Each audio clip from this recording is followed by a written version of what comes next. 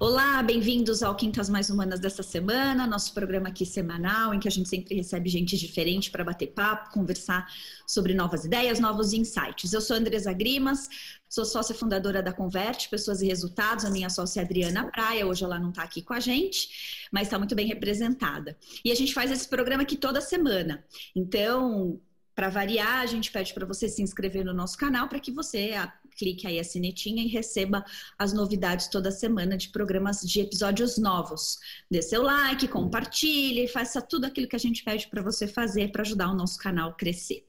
Bom, vamos lá. Hoje o nosso convidado é um jornalista e escritor brasileiro, ele foi repórter da Veja, editor da Super Interessante, colunista da Folha de São Paulo por mais de 2 anos, é um escritor de grande gabarito, tem muitas obras, foi em 2009 que ele foi mais conhecido, ganhou notoriedade em função do lançamento do primeiro livro da série do Guia Politicamente Incorreto, que alguns de vocês já devem conhecer. Então foi uma série de livros que depois se tornou uma série de TV pelo History Channel, muito interessante. Então veio a fama, veio a polêmica também, porque ele traz assuntos bem apimentados para fazer a gente pensar. Ninguém gosta de ouvir que Santos Dumont não inventou o avião, ou que a feijoada não é um prato tipicamente brasileiro, né? Isso dói na nossa alma de brasileiro. Então veio a polêmica. Ele naturalmente é um politicamente incorreto. A gente fala que perturbador e provocativo são bons predicados. Recentemente ele estava na CNN como âncora de um dos jornais da emissora, e aí por conta de uma frase talvez malquista, mal vista por algumas pessoas, ele acabou sendo desligado da emissora, e foi aí que começou toda essa história sobre cancelamento. Surgiu uma oportunidade de lançar um curso chamado Verdades Proibidas. Ele vai contar um pouco aqui pra gente como é que é esse curso, e a gente quer entender um pouquinho sobre essa história e como tudo isso que ele pesquisa e conhece pode ser aplicado na nossa realidade de pessoas, de gente dentro das empresas e das relações que a gente estabelece. Então, seja muito bem-vindo, Leandro Narlock. A gente estava na ansiedade de que você viesse para cá para conversar com a gente, então, por favor, seja bem-vindo aqui conosco. Deixa eu te colocar aqui, te pedir para entrar. Vamos lá. Então, na verdade... Obrigada. De nada. Na verdade, no meio do que você estava falando, parou o som. Eu ganhei uma informação aqui de que estava sem som, mas vamos lá. Que bom, você não ouviu falar mal de você, então. Porque mal de você deve já ouvir bastante, né, Narlock? Pois é. É muito, né? Muito, todo dia. Mas então, Andresa, vamos lá. Obrigado pelo convite. Aqui eu ouvi você dizer que eu era âncora da CNN, não era âncora não, tá? Era só um comentarista, mas enfim, participava lá dos programas. É isso aí. É isso aí, ótima correção. Mas olha, até falando dessa sua experiência recente, que gerou essa oportunidade de você lançar um curso novo no mercado, é uma experiência nova na sua carreira. Você é jornalista, escritor, editor, você não é professor de curso online, mas é uma oportunidade que apareceu agora. Eu queria que você contasse um pouquinho sobre o curso pra gente. Claro. Com que objetivo você aproveitou essa oportunidade? De que forma isso veio para sua vida, né? O que você espera com esse curso aí? Pois é, eu estava com essa ideia aí já desde o começo, antes, quando eu ainda estava na CNN, e é novo para mim, né? Eu passei muito tempo escrevendo, e é legal também aí uma novidade de preparar aulas, né? Preparar palestras, é uma série de palestras, né, na verdade, sobre temas que renderam cancelamentos. Então, a gente está vivendo isso aí no Brasil, mas mais força nas universidades americanas, essa fúria, essa histeria contra pessoas que às vezes têm teorias elegantes, teorias boas, com potencial para resolver problema das minorias, mas que os movimentos, os ativistas não gostam. E daí resolvem fazer abaixo-assinado, resolvem fazer demitir, né, pressão para demitir o professor universitário, o pesquisador e tudo isso. Então eu montei um curso, Andresa, só com ideias que renderam cancelamentos, só verdades proibidas, né? E já está lançando, já superou a nossa meta, estou muito feliz porque já deu certo e a gente está aí há 3 dias de matrículas e, enfim, é isso. E daí quem quiser é só entrar aí no meu Instagram ou então no site da Cursology.com.br, que tem lá, eu posso arranjar um cupom de desconto, é só me mandar uma mensagem no Instagram. Mas vamos lá. A gente vai deixar aqui nos comentários do vídeo todas as informações, mas você podia dar uma palhinha assim pra gente, uma degustação, claro, do que você aborda nessas aulas, né? Eu vi, acho que são 10 aulas, alguma coisa 10. assim. Eu entendi que cada uma tem um pouco da abordagem de uma dessas ideias. Conta pra nós. Não, por exemplo, hoje em dia tem um tabu, muita gente está comparando nos Estados Unidos a luta das minorias com uma religião.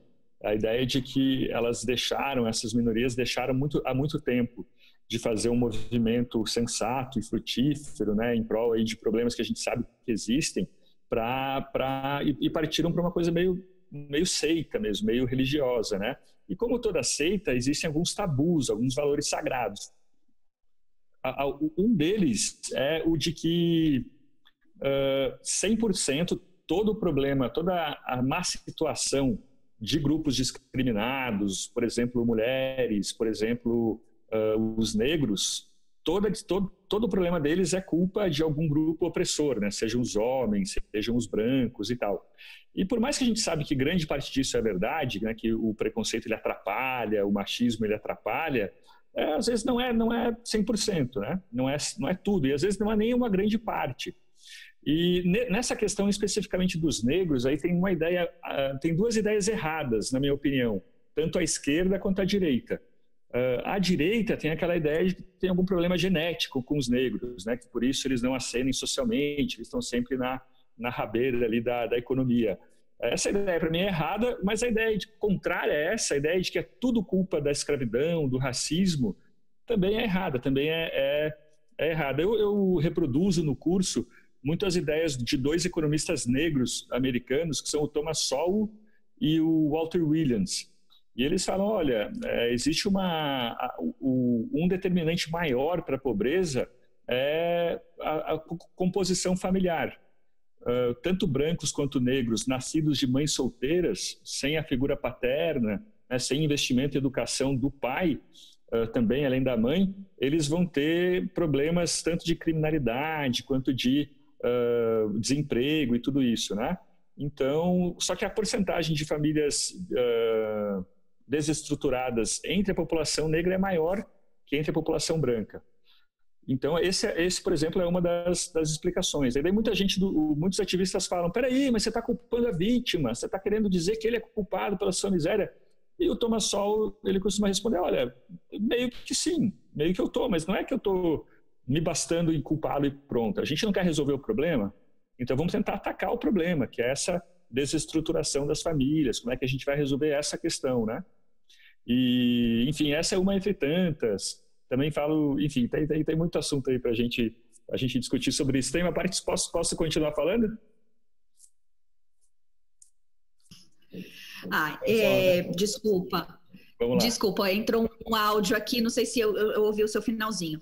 Mas, então, se você quiser, pessoal, já o link do vídeo dele, eu já vou deixar aqui nos cards para ficar mais fácil, né? Para depois você conhecer um pouquinho do curso, das aulas e tudo mais, porque eu me interessei, inclusive, por fazer, eu fui pesquisar, então provavelmente uma inscrição aí vai ser minha. Mas eu estava assistindo uma entrevista sua, um bate-papo seu com o Pondé, no programa dele Democracia na Teia, e você falou vocês estavam falando um pouquinho sobre um conceito chamado exibicionismo moral, um pouco de como a mídia tem sido, de uma maneira diferente da gente entender que a mídia atua na nossa vida, né? E de que o repasse da informação, a busca pela informação, você como jornalista tem esse como missão, buscar a informação e transmitir a informação. Mas de que, de uma certa forma, a mídia tem, aí com as suas tendências ideológicas e tudo mais. E você fez um comentário muito interessante, dizendo que se a pessoa quer melhorar, se ela quer se tornar uma pessoa melhor, ou ela vai procurar a igreja, ou ela vai procurar terapia, de acordo com as crenças e escolhas dela, mas ela não vai assistir o Jornal Nacional e ouvir o William Bonner me dizendo, né, o que é certo, o que é errado, o que é bom, o que é ruim. Você até brincou e eu me coloquei na mesma papel que você, né? Eu me sinto mal, porque eu não sou aquilo que ele está dizendo que eu deveria ser. Né? E aí você termina esse bate-papo dizendo: as empresas também são vítimas desta realidade. E aí vocês mudaram de assunto, então gerou uma curiosidade minha. Eu queria que você contasse um pouco de que forma o ambiente corporativo também vive essa realidade de exibicionismo moral, da moralidade do certo e do errado, do que pode, do que não pode, enfim. Fala um pouco aí para nós. Vamos lá. Olha, hoje mesmo eu estava vendo aqui, estava vendo nos grupos aí de WhatsApp, alguém mandou um recorte do Twitter do McDonald's, né, do McLanche Feliz, que é uma entrevista com um pesquisador negro dizendo não temos suficientemente pesquisas sobre o racismo nos Estados Unidos. Então, quer dizer, por que o McDonald's está falando sobre isso?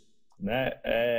E aí entra naquela questão que é o seguinte: é bom a gente se preocupar, claro que é legal a gente se preocupar com problemas do mundo, mas muitas vezes a gente tem mais uma demonstração de virtude, né, uma sinalização de virtude, do que uma vontade mesmo de resolver, né, o problema.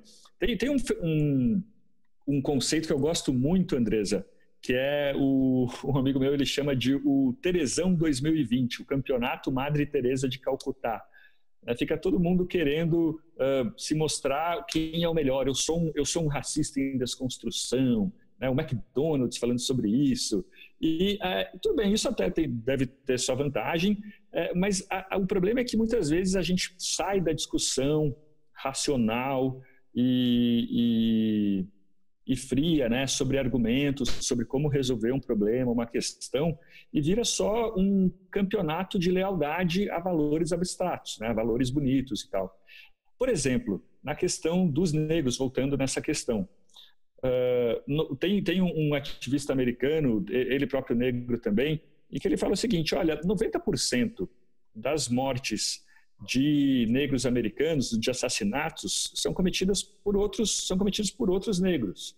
É aquela coisa que a gente conhece muito no Brasil, entre brancos, entre negros, que é comunidade pobre, periferia, as pessoas se matam, adolescentes se matando entre si, né?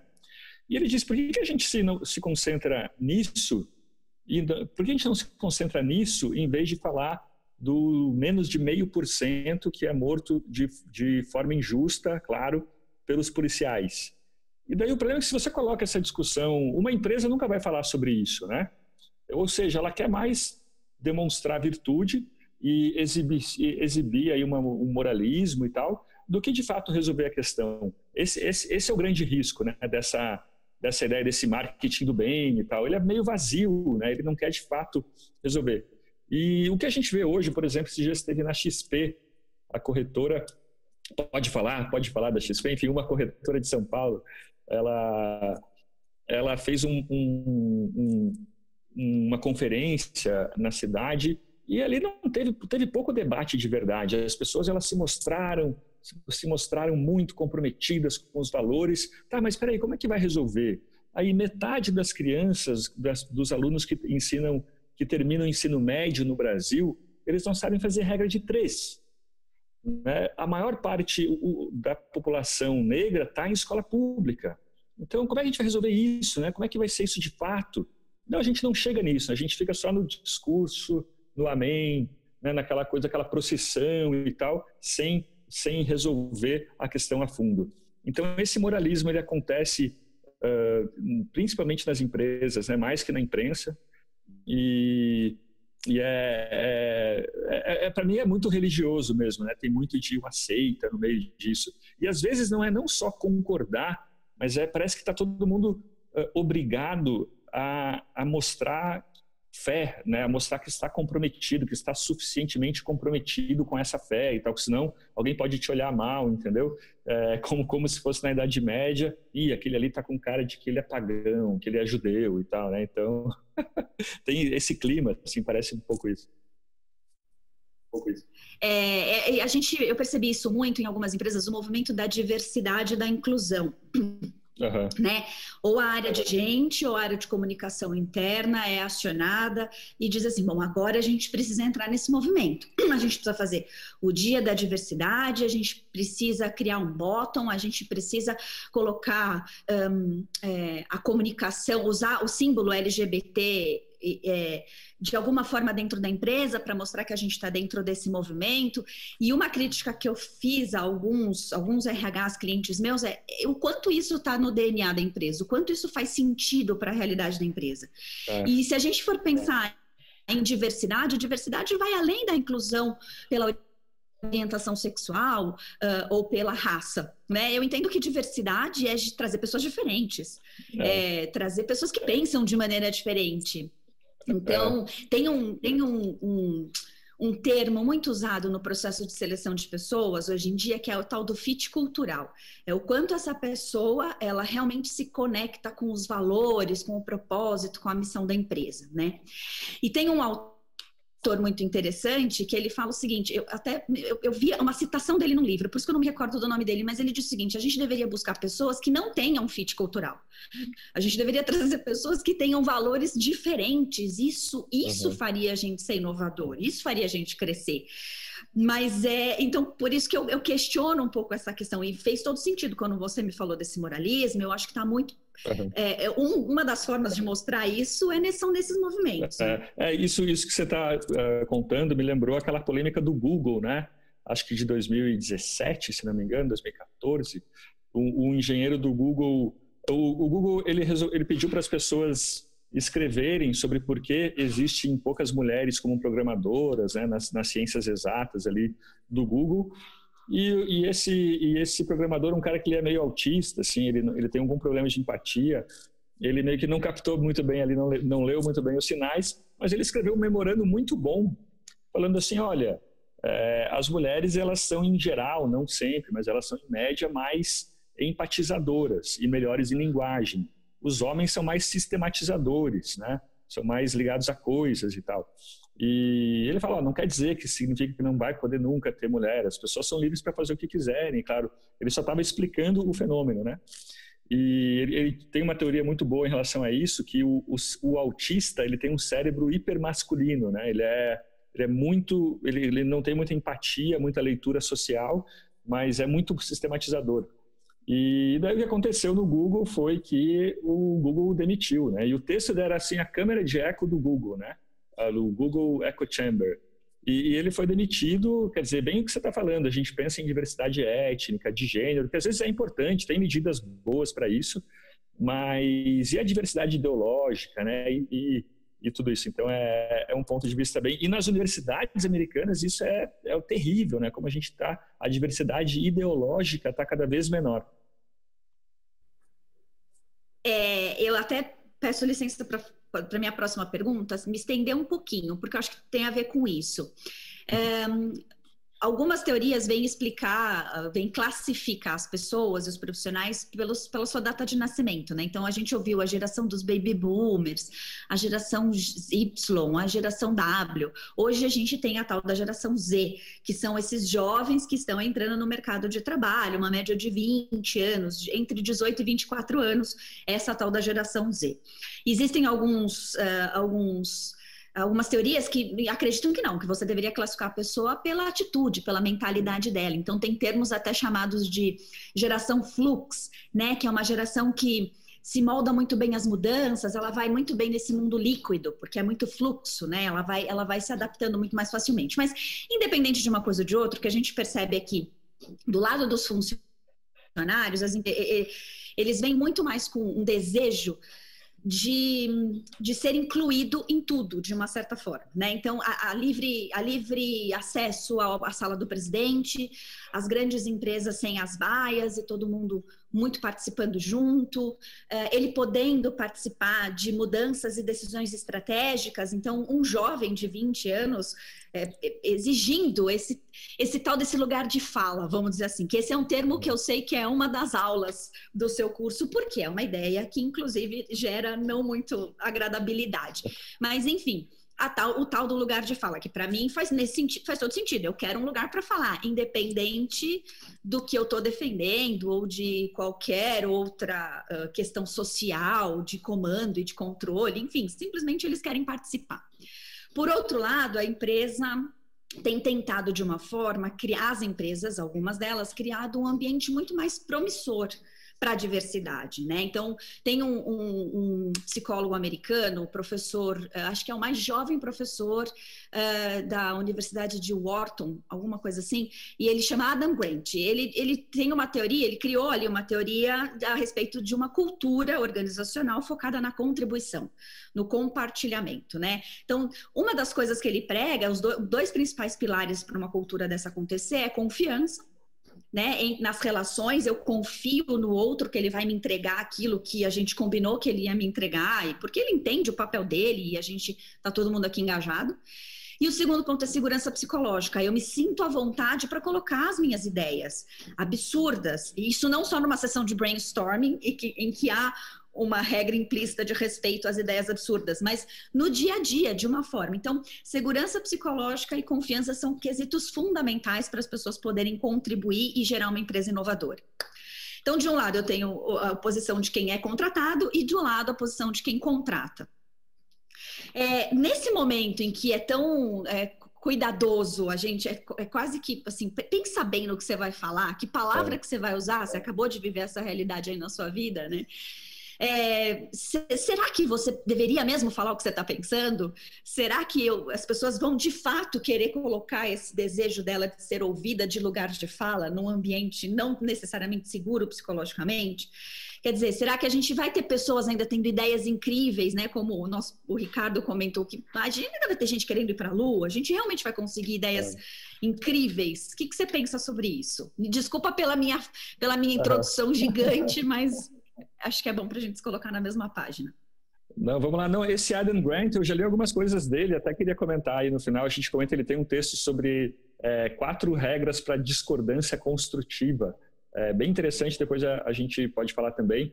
Mas, olha, com relação a isso antes, assim, eu acho que tem 2 coisas interessantes. Uma, é claro que hoje essa geração Y ou essas novas gerações já devem ter mudado o nome, elas querem... Eu conheço muita gente com isso, assim, muito amigos que são chefes e falam, cara, o cara acabou de entrar, ele já acha que ele pode ser chefe. E a gente não tem mais paciência, não tem mais perseverança para ficar ali alisando, né, limpando as coisas, você fazendo teu servicinho por anos e anos para poder conquistar uma grande posição, né? Por outro lado, é bom ouvir os funcionários, né? Tem aí um caso bem interessante de Curitiba. Sabe que Curitiba tem aquela estação tubo, né? O ônibus ele para naquela estação de acrílico, né? Aquela estação cilíndrica assim de acrílico. E quando foram... Você é de Curitiba, né? Sou sim. Quando foram construir as estações tubo, eles não sabiam como que o motorista ia saber para estacionar o ônibus exatamente onde a porta abre na plataforma, né? E ficaram pesquisando isso e pensaram em fazer um sistema de laser, que quando o ônibus passasse ali um sensor, né, o ônibus ele apitava e o ônibus pararia. Mas eles foram perguntar para o motorista, como é que você acha que a gente pode resolver? Perguntaram para vários motoristas.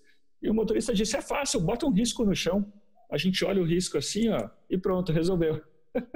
Então é claro que faz parte, você deve entender isso melhor que eu, que é parte aí da cultura organizacional, falar para todo mundo, tentar pedir ajuda de todo mundo para resolver um problema, né? Isso é básico.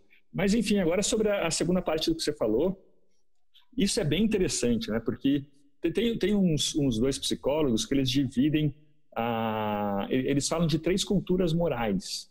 Então, você tinha lá, antigamente, tinha aquela cultura de honra, né? Que você estava morrendo de medo de ser humilhado e ser subjugado por alguém. Então, se alguém te chamasse de covarde, você logo reagia violentamente a isso, ficava ali explosivo e reagia demais, intolerável a qualquer mancha a sua reputação, né, com violência, aquela cultura das brigas familiares, das dinastias, né, como no Shakespeare e tal. Depois a gente passou para uma cultura de dignidade, que é assim, olha, se você se sentiu ofendido, segura, lida com isso você.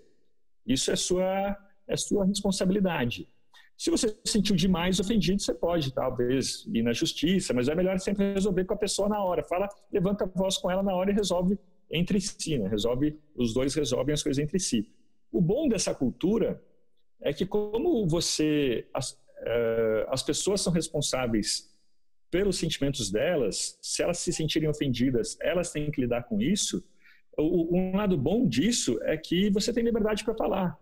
Se você pode falar, ô negão, ô branquelo, ô não sei o que lá, você tem alguma liberdade de brincadeira para as pessoas se zoarem. A gente vê muito isso ainda no interior do Brasil, em lugares menos urbanos, menos afetados, né? Só que hoje em dia está cada vez mais uma cultura de vitimização. E nessa cultura, você é responsável pelo sentimento dos outros. Se as pessoas se sentiram ofendidas, seja sua culpa ou não, você é responsável por isso, você vai ser culpado por isso. E daí é bem o que você disse. Se uma coisa que eu falei, não uma coisa que eu fiz, ela pode causar esse desagravo todo, então eu vou pisar em ovos, né? Vou tentar ser o mais cuidadoso possível. E como você disse, isso é a pior coisa para um ambiente criativo, né? As aulas aí de escrita criativa e os brainstormings, eles são muito aquela ideia, muito bom, né? Aquele ambiente, gente, aqui é para errar, aqui a gente está para...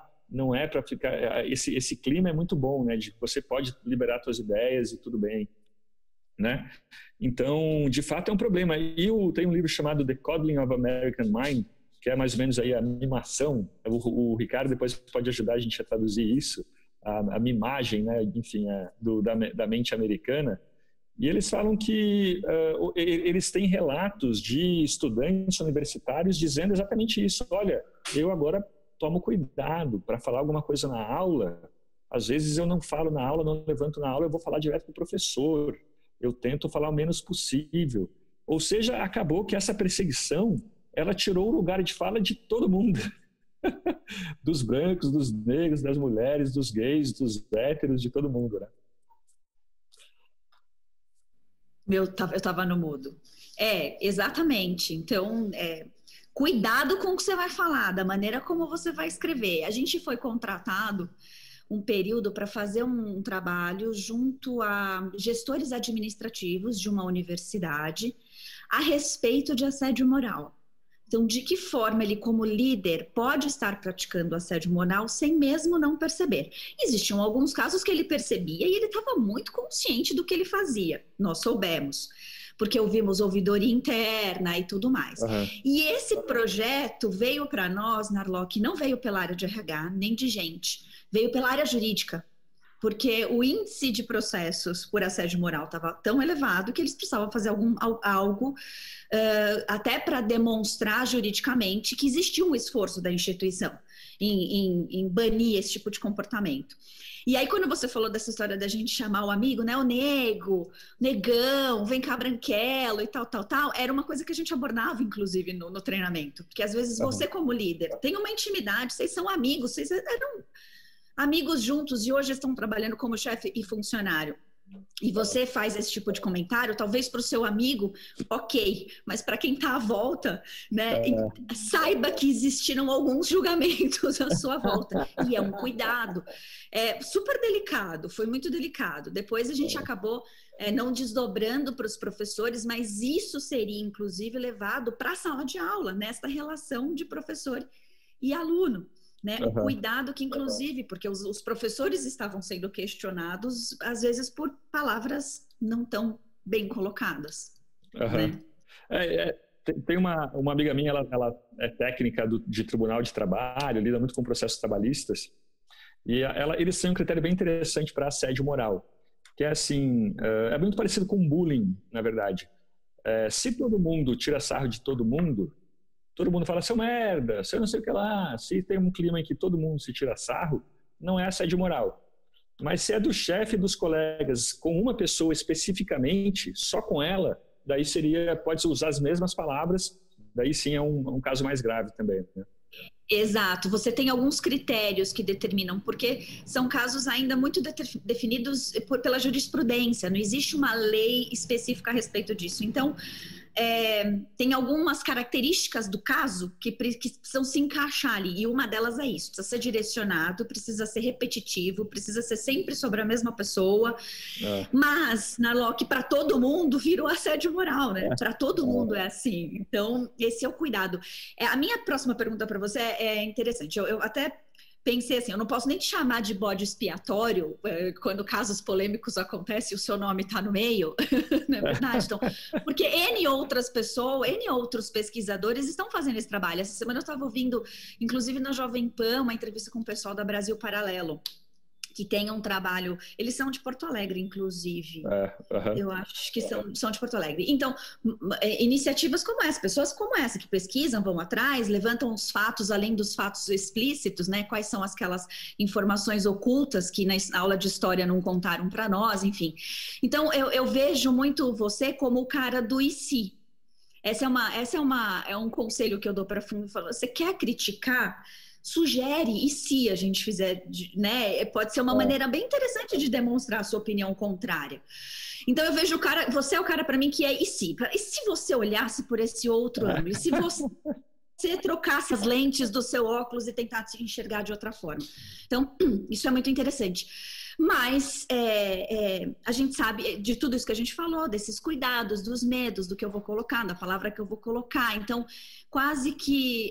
eu queria que você falasse, na verdade, o seguinte, qual é o risco que a gente tem para o desenvolvimento das pessoas, para o desenvolvimento dos negócios, da sociedade como um todo, quando a gente tem as pessoas não trocando as lentes, né? De uma heresia zero, sabe? Assim, então, vamos lá, a gente sabe que é uma tendência do ser humano seguir o bando, né? Você ter a sensação de pertencimento e estamos juntos nessa causa, isso fortalece.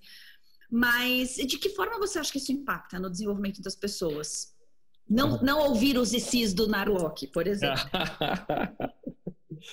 Não, acho que tem um livro chamado The Enigma of Reason, que é sobre os vieses cognitivos, né? Aquela ideia do Kahneman e tal. E os pesquisadores, eles falam o seguinte, olha... a razão ela ficou meio ela está com uma má reputação ultimamente por causa dos estudos do Kahneman, mostrando que tem erros sistemáticos na razão humana e tal, mas eles começam a explicar evolutivamente por que existem esses erros. E eles dizem, olha, quando a gente debate, quando as pessoas têm ali conflito de visões, de ideias, acaba que elas conseguem chegar em conclusões sensatas.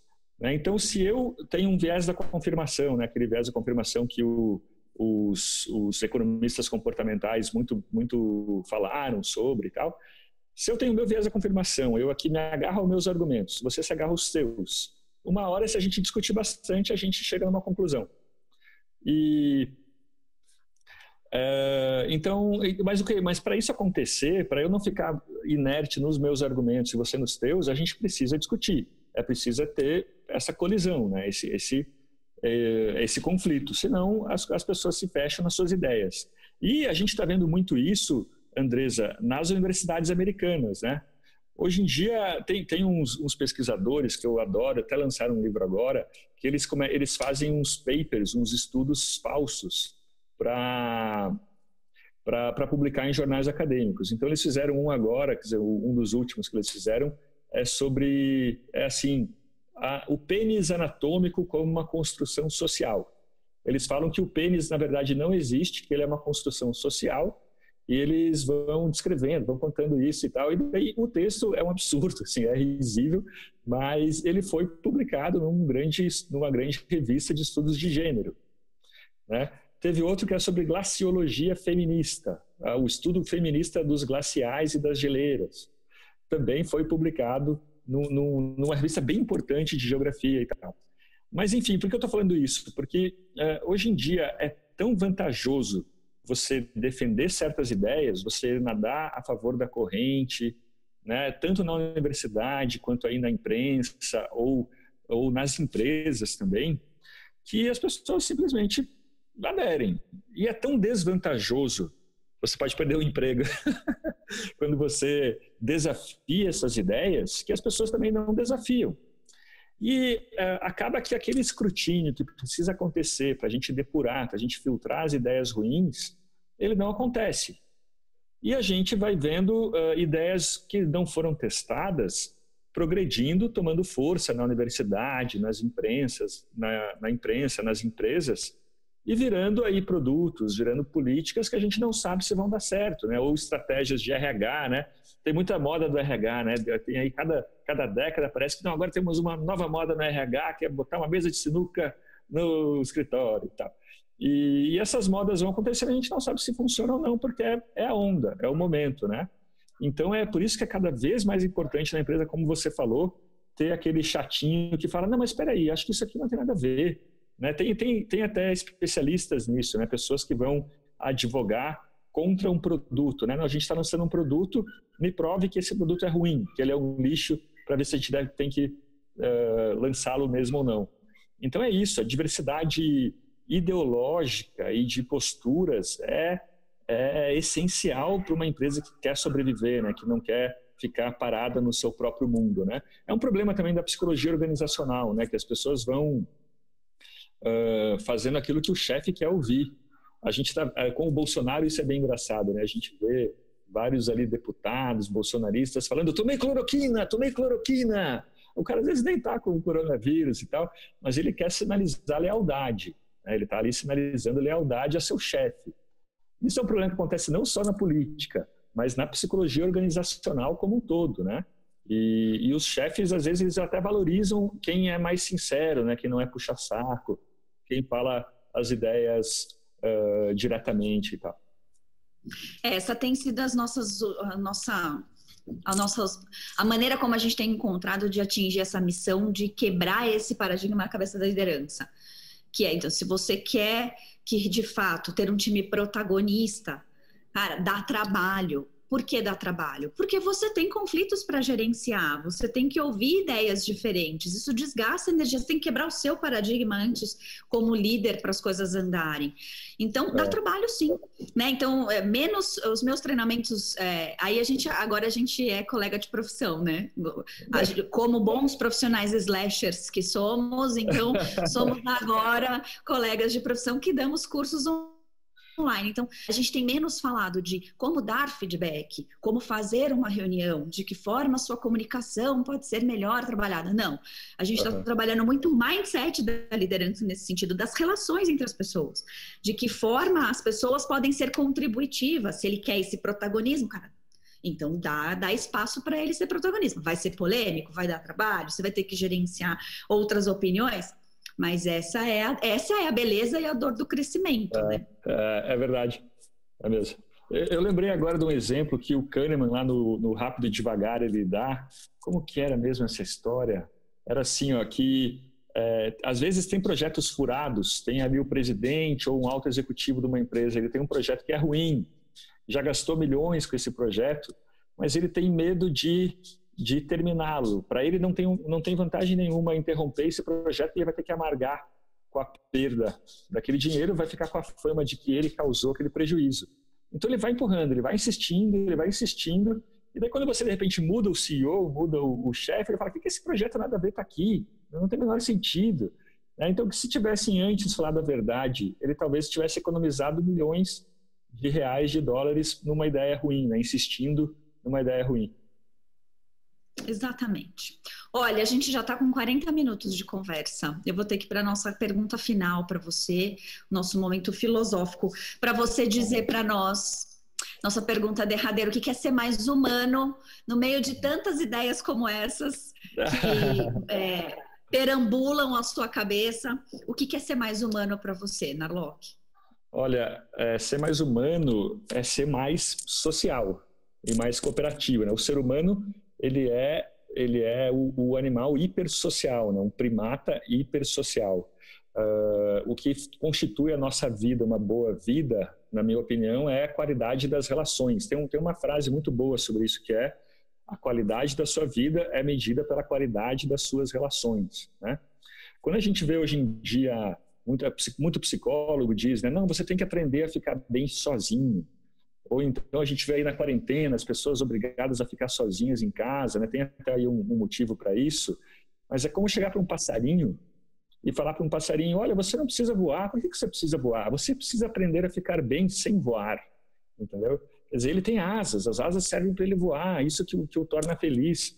O ser humano ele tem na frente do cérebro uma lapa, né, um neocórtex, que ele só existe por causa de relações, né, que é ali onde a gente grava, onde a gente tem a linguagem, a gente grava rostos e tal.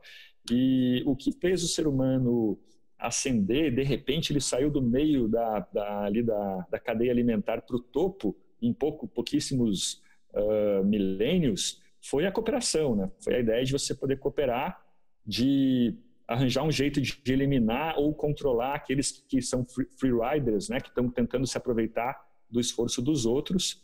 E é isso. Então, acho que para mim ser mais humano é ser mais social, mas hoje em dia a gente tem projetos muito individuais, né? A gente se dedica muito aí para conseguir coisas e conquistas individuais, mas a gente tem plena certeza que o que melhora a nossa vida é a qualidade de relacionamentos. Nossa, falei bem, né? Falei bonito. Foi ótimo. Você sabe que eu sou filha única, né? E as pessoas sempre falam assim, nossa, mas como é que foi a tua infância? Você sozinha? Eu falei, eu morava num prédio com um monte de criança e tava tudo certo. Então, é mais ou menos isso que você falou. A gente vai construir as nossas relações. Eu vivi muito bem como filha única, sou bem saudável emocionalmente. Mas eu precisava dos amigos, eu precisava das outras pessoas. Então, falou bastante, mas falou muito bem. Beleza. Deixa eu só contar uma história rapidinho sobre isso. Por favor. Tem uma história muito legal de crianças que sobreviveram a Auschwitz, né? E ali com 6, 7 anos, era um grupo de uma dúzia de crianças, elas foram levadas para Londres e foram atendidas pela filha do Freud, né? Que lidava com isso e tal. E ela, enfim, as crianças eram meio arredias, assim, mas muito unidas entre elas. E foi isso. Décadas depois, uma pesquisadora essas crianças foram para os Estados Unidos, cada uma foi adotada por uma família diferente e tal. E a pesquisadora foi ver o que tinha acontecido com essas crianças. E todas elas tinham virado adultos produtivos, saudáveis, sem grandes traumas. Claro que lembravam toda a crueldade, perderam os pais, né, em Auschwitz e tudo. E a questão é assim, se você, mesmo quando você tem um sofrimento terrível, mas você sofre isso coletivamente, no teu grupo, o trauma psicológico é menor do que às vezes quando você passa anos sozinho sofrendo bullying na escola. Porque nesse caso, claro que a situação é muito melhor, né? Você não está ali em Auschwitz, num campo de concentração, mas o trauma para a pessoa é muito pior, né? Então é mais um exemplo de como se a gente tem boas relações, a gente consegue superar até eventos dos mais trágicos do século XX, né? Enfim, era só esse exemplo. Excelente. Não, era para a gente terminar com mais um aprendizado. Muito obrigada pela participação de vocês, de você. Eu quero reforçar que o link do curso do Nalock vai estar aqui para vocês acessarem. Ele já prometeu um VIP, então fiquem atentos. É só chamá-lo no Instagram, falando que ou assistiu aqui no Quintas, e você ganhou um desconto sensacional. Agora o Nalock, inclusive, está super ativo aí nas redes sociais, a gente pode acompanhá-lo muito mais, tá certo? Isso. Valeu, gente. Muito obrigado. Valeu, obrigado. E você, claro, por favor, se inscreva no canal, dê seu like, compartilhe, faça tudo aquilo que a gente pede para você fazer. A gente também é podcast, se você preferir, pode ouvir a gente nas principais plataformas aí na sua preferência. E volte semana que vem, que a gente tem sempre mais uma pessoa bacana para conversar, trocar e aprender. Até a próxima.